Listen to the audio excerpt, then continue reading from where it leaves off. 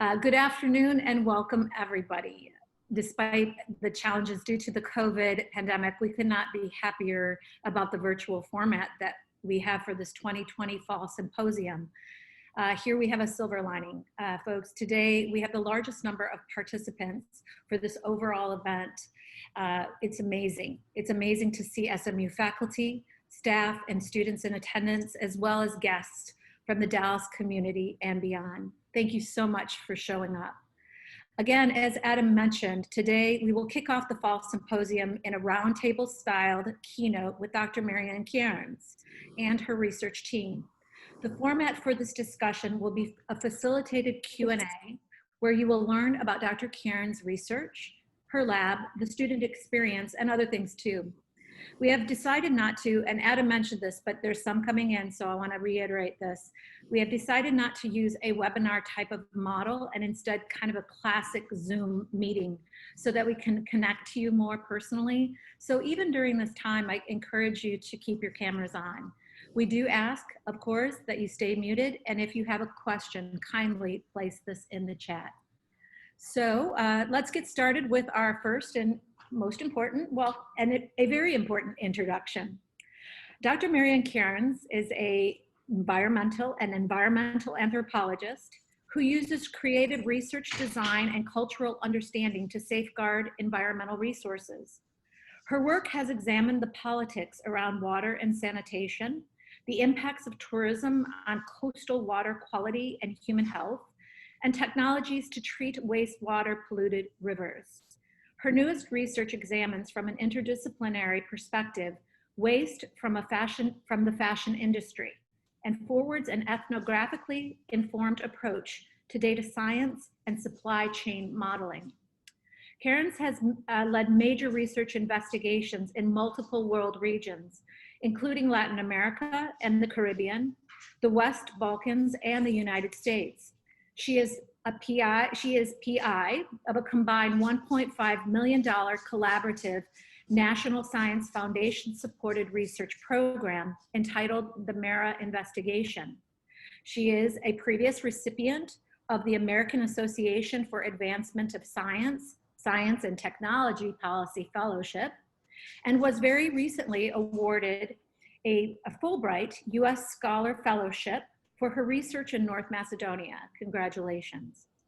She has served on the National Board of the Anthropology and Environmental Society, and her work has been published in several major interdisciplinary journals, including Environmental Science and Technology and World Development. She is the recipient as well of multiple teaching awards at SMU, including the Rotunda Outstanding Professor Award, which recognizes professors for excellence both inside and out of the classroom, and the Extra Mile Award, which is awarded to professors who support students who learn differently. We are honored to have Dr. Cairns and her team as our guests today. So Dr. Cairns, before I dive into the first question, would you be so good to introduce your team to everyone here? Absolutely.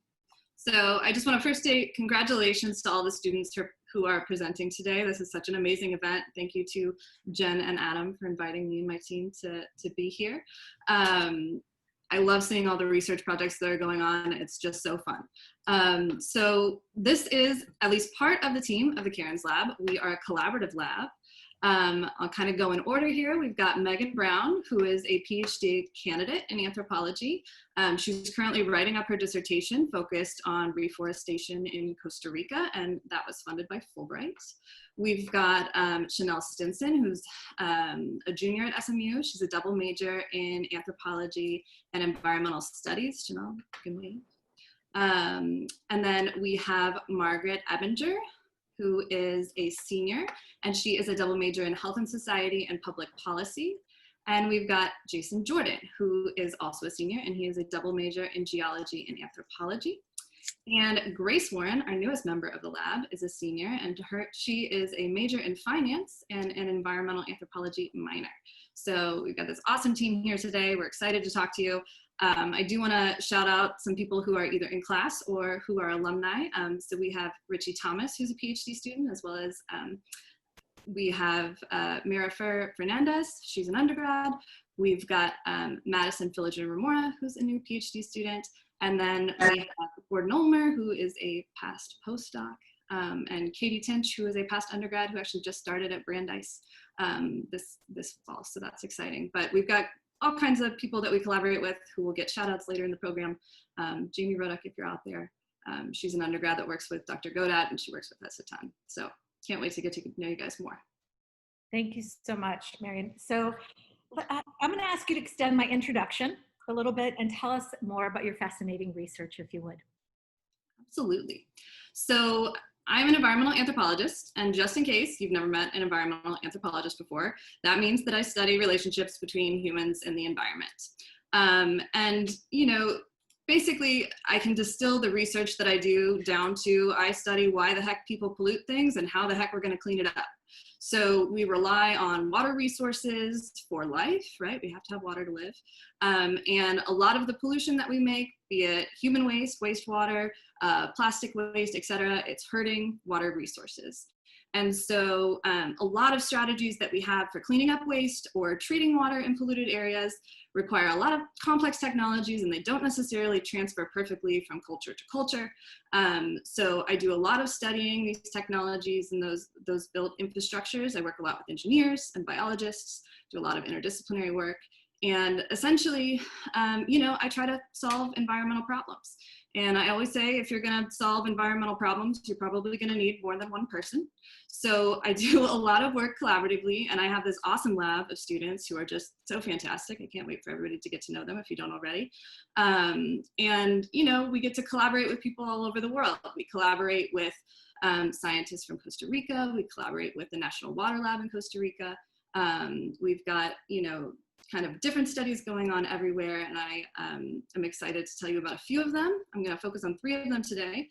2 of them are big lab projects that include a lot of the students that are here today, and then I'll tell you about my Fulbright that's about to happen. And I'll just kind of quickly say that I also work in Bolivia on some research, as well as Cape Cod, so if anybody is interested in that and has questions, please let me know. So the first big project that I'll introduce is the MERIT investigation, and that is focused on environment, ethnography, risk assessment, and water quality. And basically, I'm assuming a lot of you love swimming and playing at the beach. It's awesome, I also like that. However, our beaches are often polluted with human waste, and this is true in Cape Cod and in Costa Rica, and in many places all over the world. So the MERIT project is focused on a collaboration between anthropologists and biologists that allows us to understand why those areas are being polluted, a lot of times from over-tourism, right? Why people are getting sick and how they're getting sick, and how the heck we can design wastewater treatment that works well in those communities. And this is something where we have the perfect place to do this research. We are collaborating with the National Water Lab. There are amazing scientists there that we get to collaborate with. We've collaborated with over 45 students from Costa Rica. So we've got a lot of undergrad students from Costa Rica who collaborate with us. And we're really just looking at how we improve wastewater management in those areas. Megan Brown has worked with me quite a bit on that project, did a lot of field work there, worked a lot with the epi side of things, epidemiology side of things. Margaret has been working a lot on engagement and science engagement with that project. And Megan is actually the co-author on one of the first papers to come out of that study that was just published about a week ago. So congrats, Megan, on that. I'll also shout out Dr. Eric Godat from OIT, as well as Guillermo Vasquez. And of course, Jamie Roddick, who's a student with Dr. Godat. And essentially, we've been working on technology research projects that include a citizen science project to have surfers tell us about their health at the beach, as well as environmental problems at the beach. And we even made a helmet that, when surfers wear it, studies their exposure to pathogens within the water. So that has been really fun, and we've got all kinds of cool stuff from that. The second big project that I'll introduce is the Sustainable Fashion Project. And essentially, if you weren't aware, it takes about 20,000 liters of water to make 1 pair of jeans, and the average American throws away 81 pounds of clothing a year. So this is an issue, and it's one of the biggest environmental problems of our time. The fashion industry is up there with oil for global pollution. And the Sustainable Fashion Project has several different levels that we're basically just trying to figure out how to stop that fashion waste problem and how to work with people to make that happen. And it's really about collaborating with businesses as well as academies, as well as governmental organizations, et cetera, to try to really have a collaborative approach to dealing with fashion waste. One cool thing is that it includes both an interdisciplinary study at the faculty level. So I work with Dr. Etha Lasnity over in Meadows, as well as Dr. Sri Baksharan over in Cox Business School, and then Dr. Michael Heitz in OIT. And we have developed a way to kind of use anthropology as the start point for big data and kind of supply chain modeling related to the processes that lead to that waste. And the other cool piece of this is that I have been able to work with my research methods courses. So I teach both the graduate level and the undergraduate level research methods courses at SMU. And the students have worked with me to study clothing acquisition and disposal at SMU. So Megan was actually one of the grad students in that class. We worked to develop a project to understand why people buy clothes and why they throw them away. Rishi Thomas, who isn't here today, but shout out, he was in the second class, and we worked on athleisure and why people buy and dispose of athleisure. Chanel has been working a ton on that project, and I'm going to shout out your talk later, Chanel. Chanel is actually presenting as part of this research symposium on her work on fashion recycling, essentially. So that's really fun, and it's a great way to train in research methods as well as try to solve this global problem. The newest project in Oak Ridge, Macedonia, this is the one that's funded by Fulbright, is all about kind of protecting environmental and cultural heritage. So Oak Ridge, Macedonia is noted by UNESCO, which is the United States Educational, Scientific, and Cultural Organization. It has both World Environmental Heritage site recognition as well as cultural heritage site recognitions. It's one of only 12 places in the entire world that has both. And it has been continuously inhabited for 7,000 years. It has this amazing, really deep, really old lake that's just crazy important and cool. And they're in danger of losing their site recognition as well as kind of harming both of those resources because of over-tourism and because of wastewater pollution. So I'm going there to work with the municipality, with the mayor, with the local university, and you know, with a lot of other collaborators at labs and NGOs and things like that, to try to figure out how we can address that problem. So that's really fun. I will also say, you know, we do things as they come up.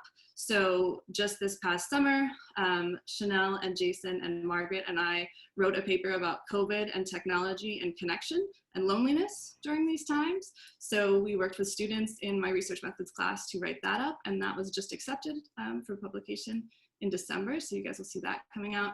And Jason and I worked on a paper that has been really focused on diversity and inclusion, and that's been amazing. Jason really led that project, and he's just an amazing scientist. So, you know, we have way too much fun in the lab, probably, and my students are way too awesome, but looking forward to chatting a little bit more about the research and what we're doing. Thank you. I'm from Michigan, and so I've lived near the Great Lakes my whole life. I should bring you home with us sometime so you can solve some problems there. Interesting. Thank you.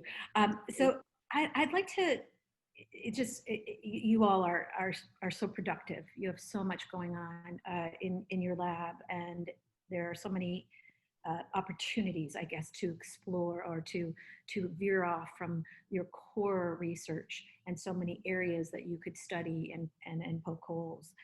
We're going to hear a little bit more about that when we talk to the students, I think, and then when we bring close to this discussion. But you and I have talked on many occasions, not just only to prepare for this, but just, you know, we've talked on many occasions even before that.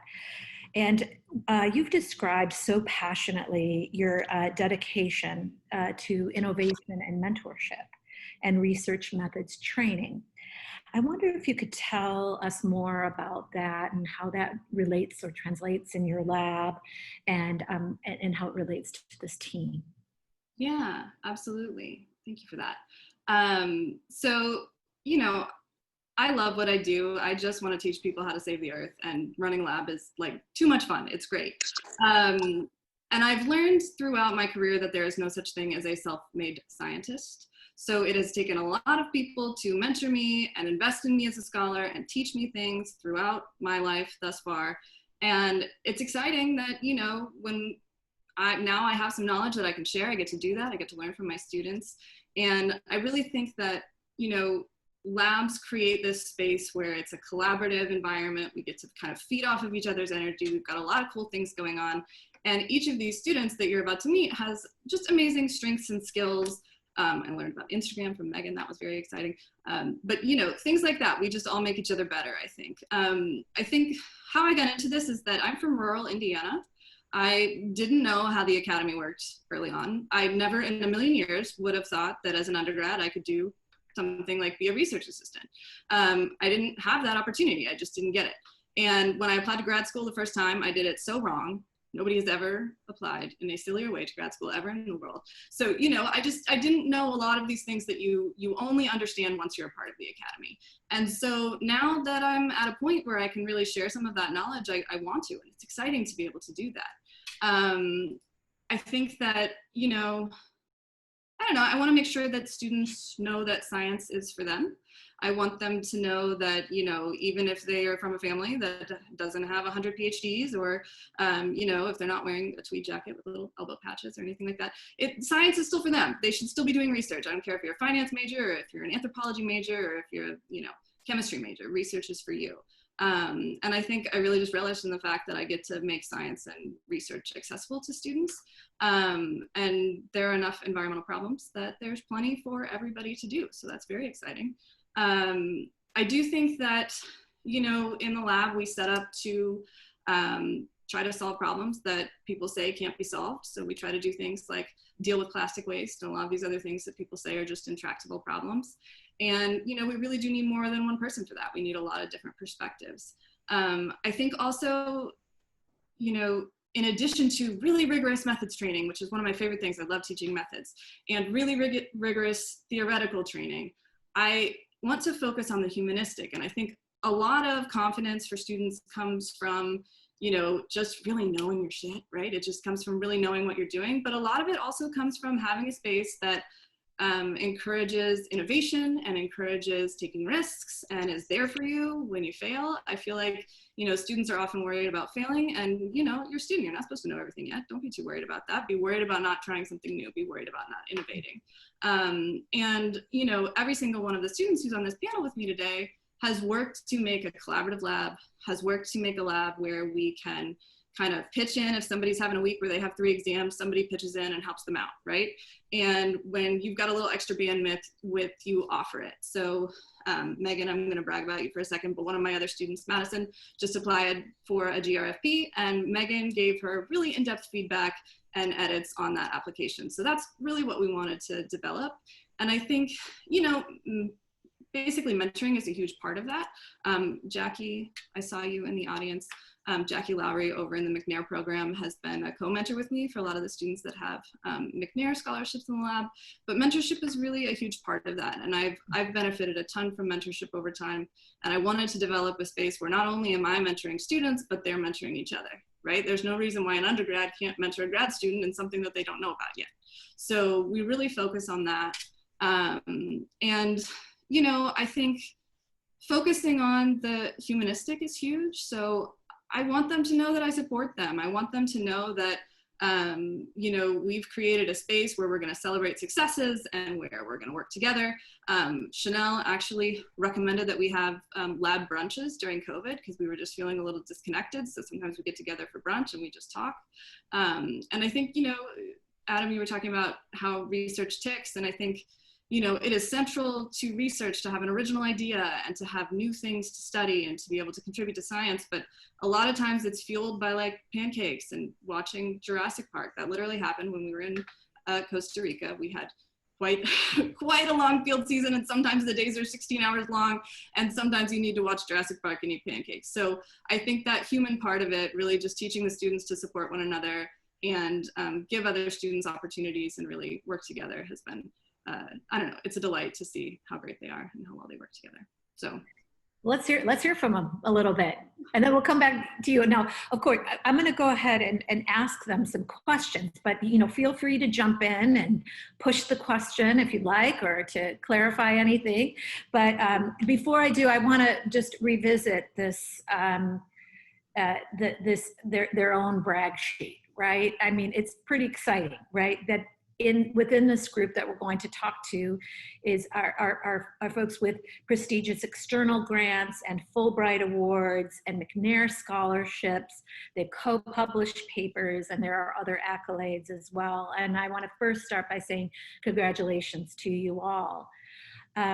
Speaking of McNair, I'm actually going to start with Chanel. So Chanel, I'd love to begin with you.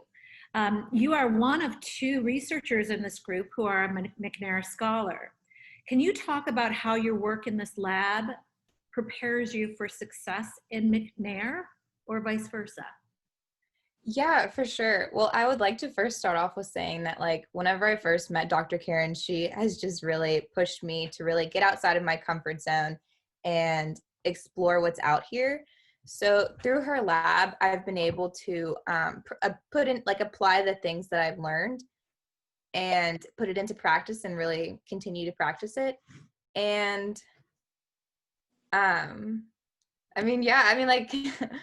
could you repeat the question? I'm sorry.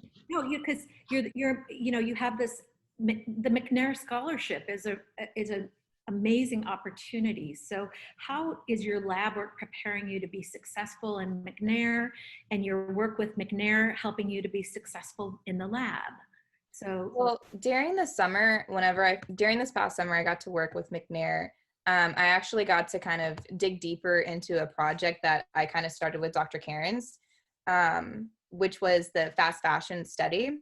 And so through that, the McNair program, it like introduced me to a lot of different classes that was giving me a whole bunch of different tools, as well as like mentors that were able to kind of help me throughout this process, and kind of just be there for me whenever I had questions or anything like that.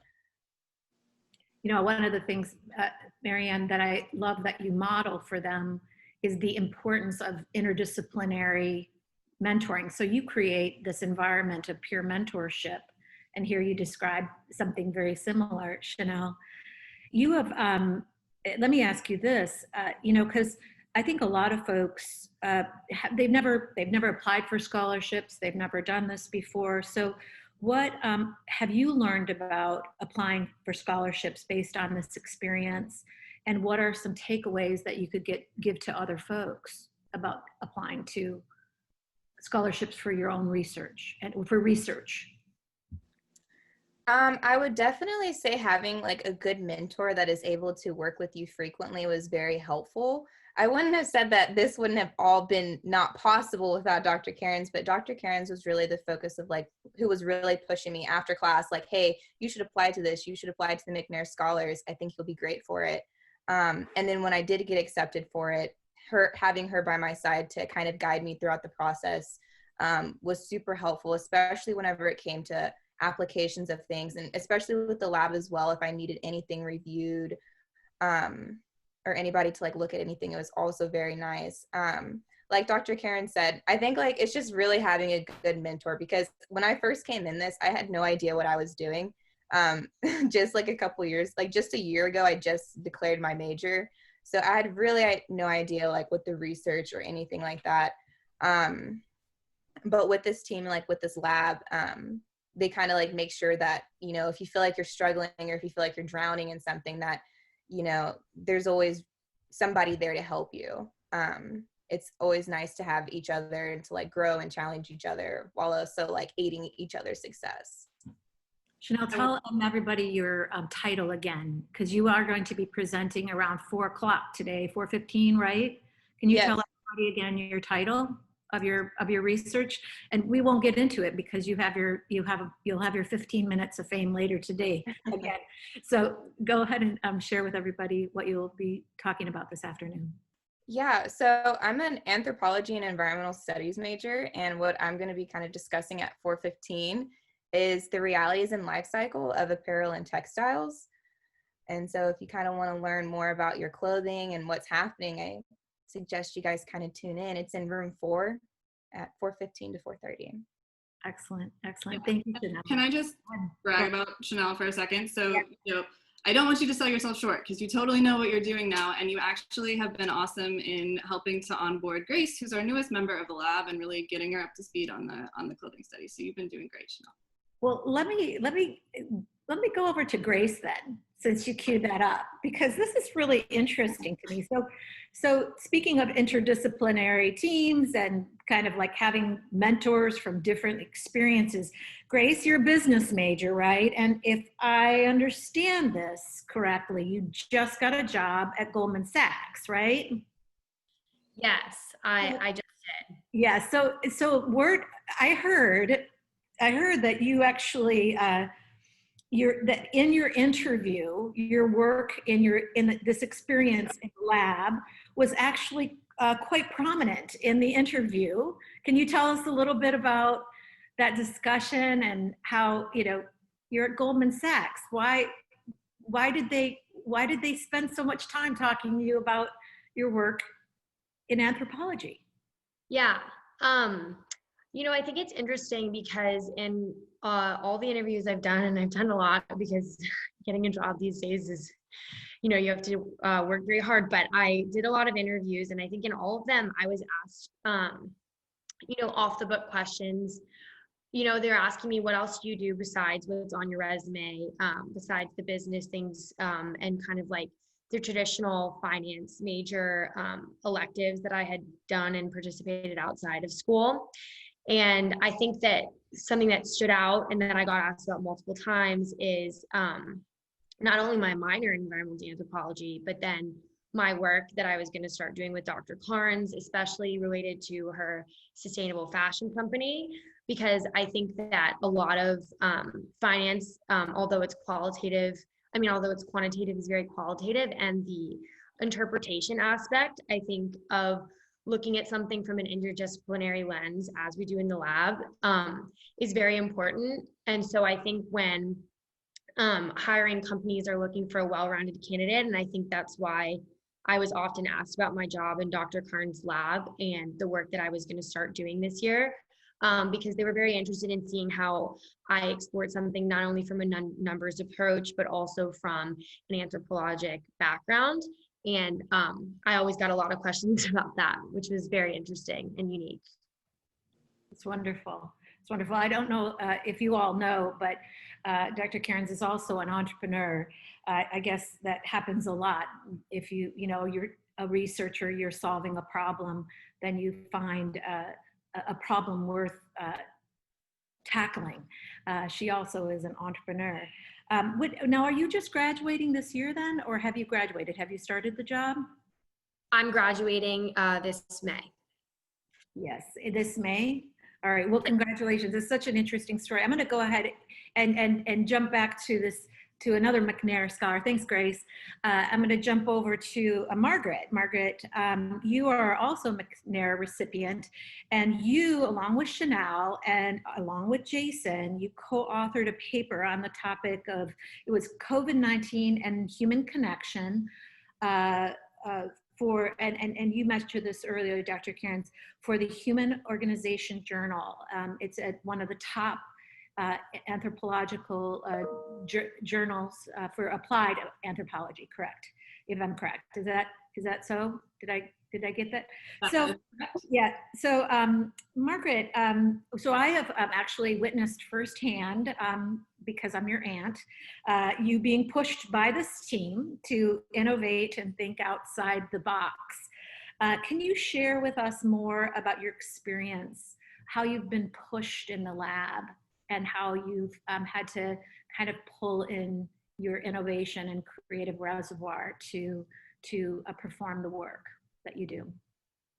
Yes, so I think that throughout my time in the Cairns lab, it has really transformed my ways of thinking surrounding anthropology. I am a health and society major, which is obviously linked to anthropology. However, it's more of a kind of hard science lens. So throughout this process, it has really helped me channel the qualitative nature of research. And it has really helped me to think of new ways to approach and tackle different problems. Within the COVID paper, I wrote the section, or I helped to write on the section about loneliness and connection that we can experience in isolation. And this was actually inspired by a paper that I did in Dr. Cairns' methods class, where I kind of took a more hard science approach to this issue to talk about, you know, the physical and the mental health effects of loneliness. However, through this process, I've been able to kind of analyze that qualitatively and think about the effects about how this applies to our world as it is now. So interesting. So now I think I do know you're planning to apply to graduate schools.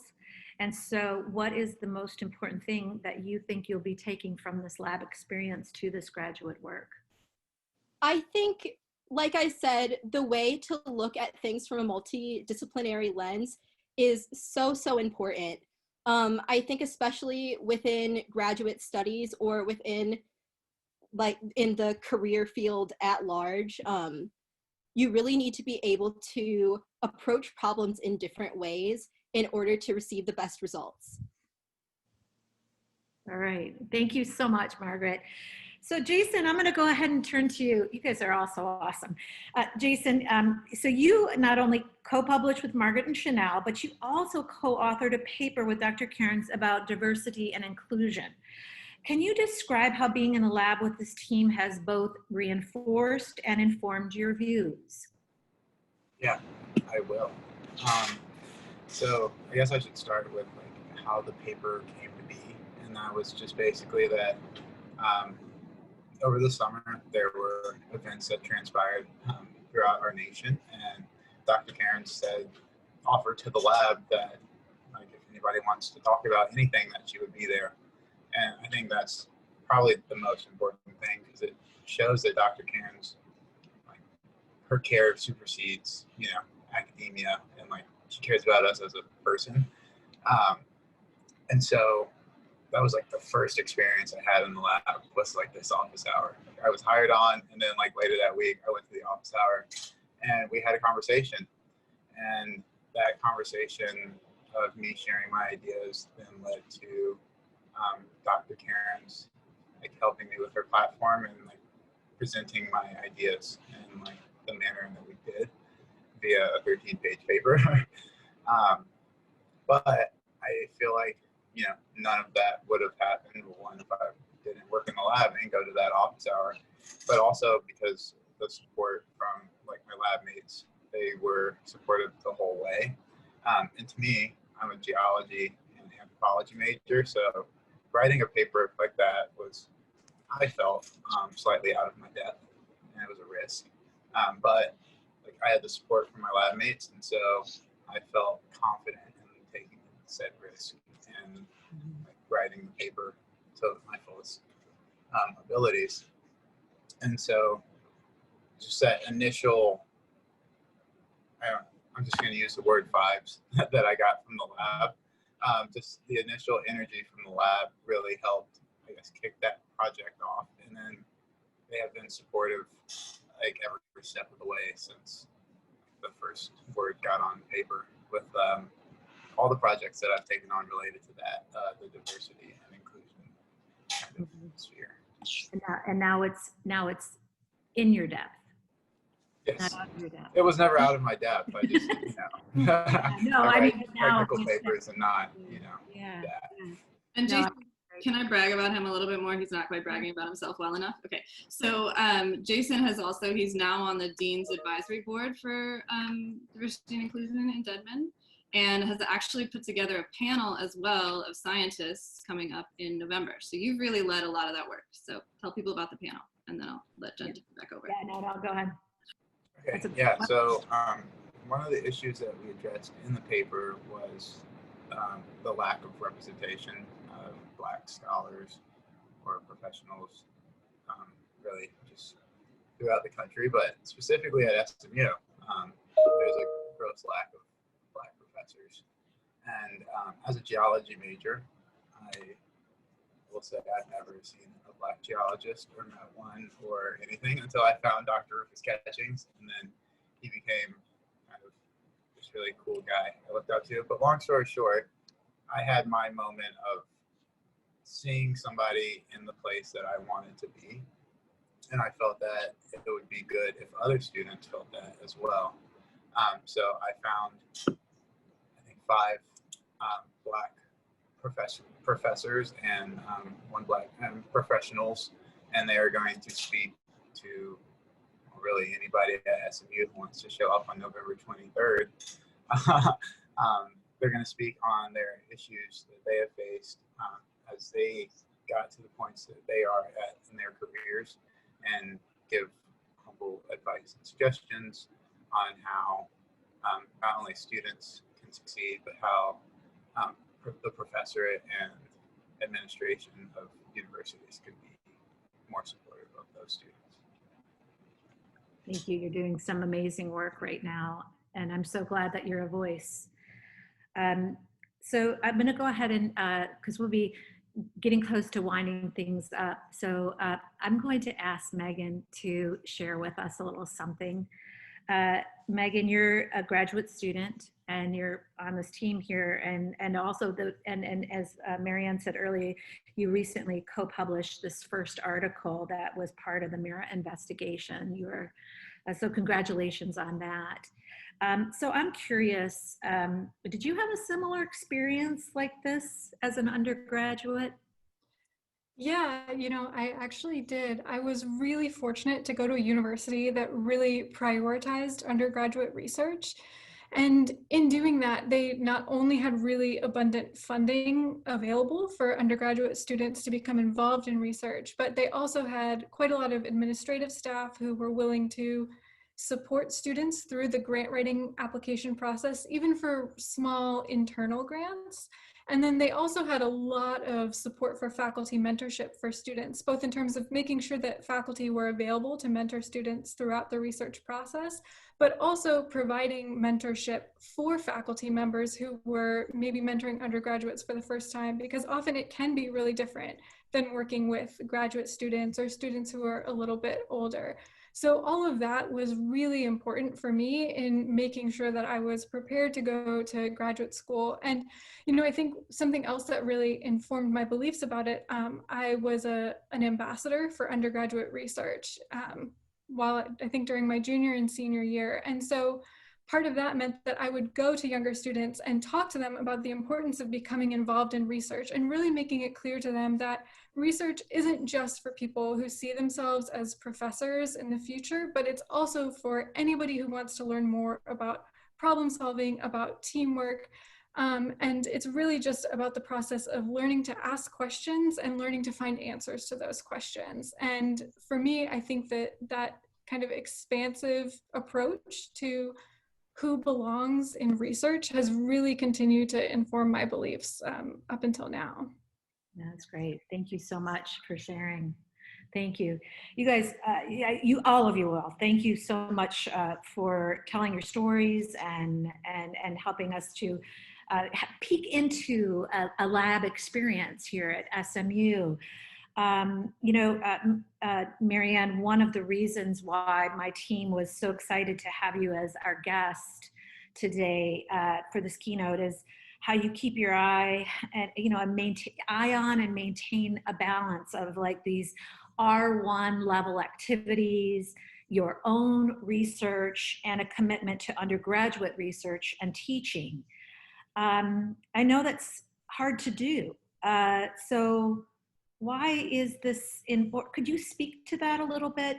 Why is this important to you in the balance of these scholarly activities? And Maryann, maybe you kick it off, and Megan, go ahead and jump in as well, because I think that as you are training for this next stage in your life, obviously you have this shared ethos.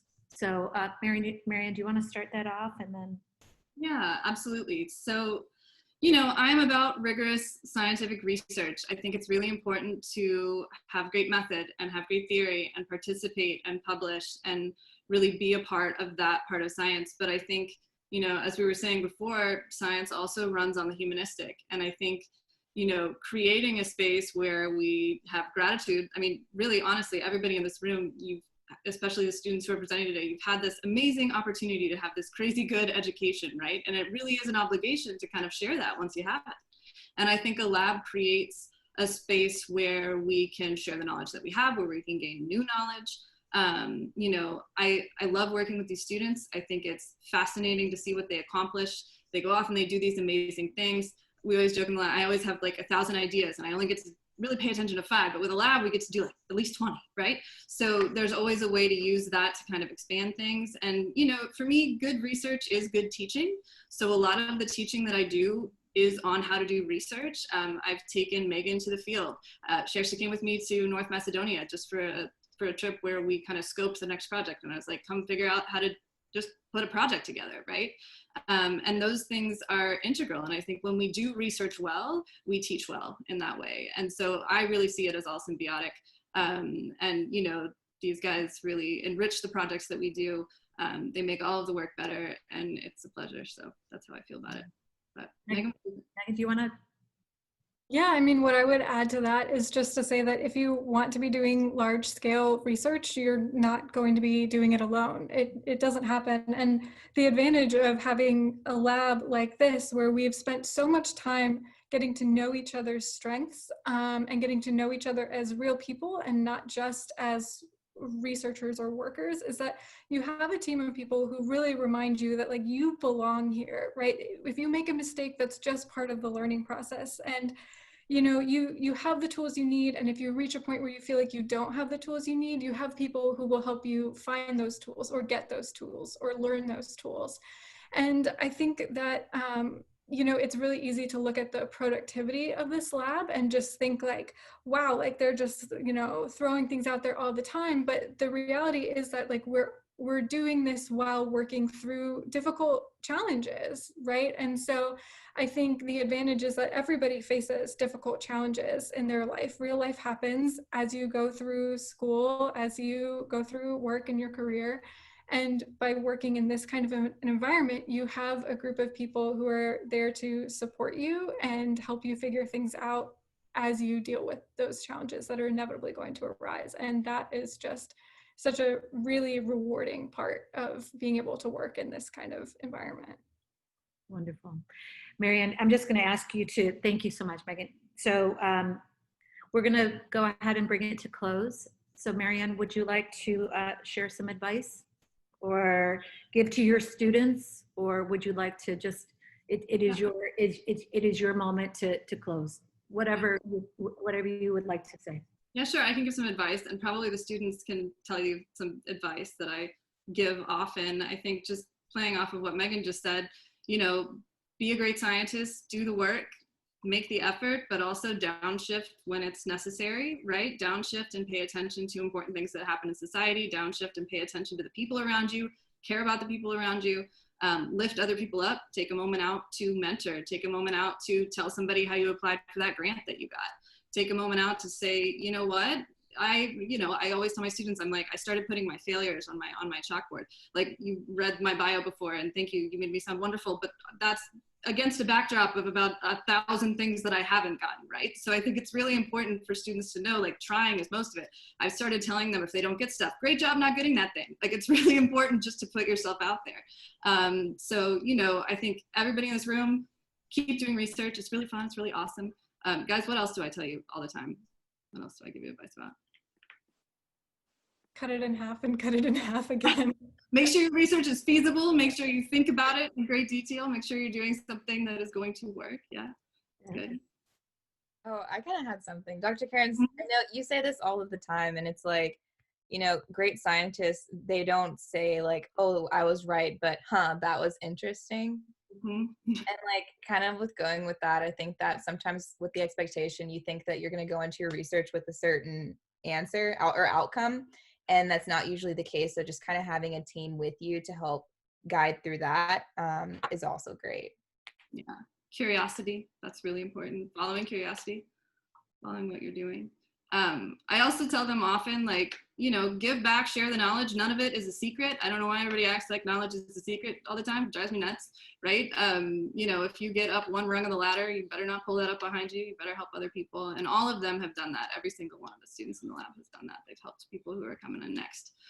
So I guess I will just end on 3 of these guys are about to graduate. We are accepting new people into the lab. So if anybody's interested in the work that I just talked about, undergraduate students who might want to apply to do research, let us know. And, you know, great job to everybody here. The students, thank you so much for being here and doing this panel, guys. Such a great job. Thank you. Yes, thank you so much. Every one of you, Maryann, thank you so much for the work that you do. Thank you for being our guest. Thank you for giving us a peek into your world. You all, we're gonna give you some time to walk around, get a glass of water, and get yourself to your next room. But we have a couple of hours of terrific presentations.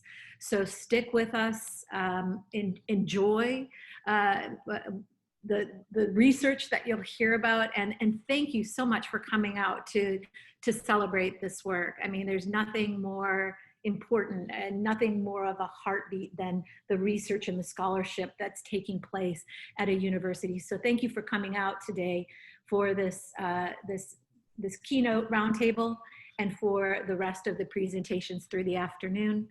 Again, Maryann, thank you very much. Team, thank you very much. And we'll look forward to seeing you all in the next sessions. Thanks. Have a good day.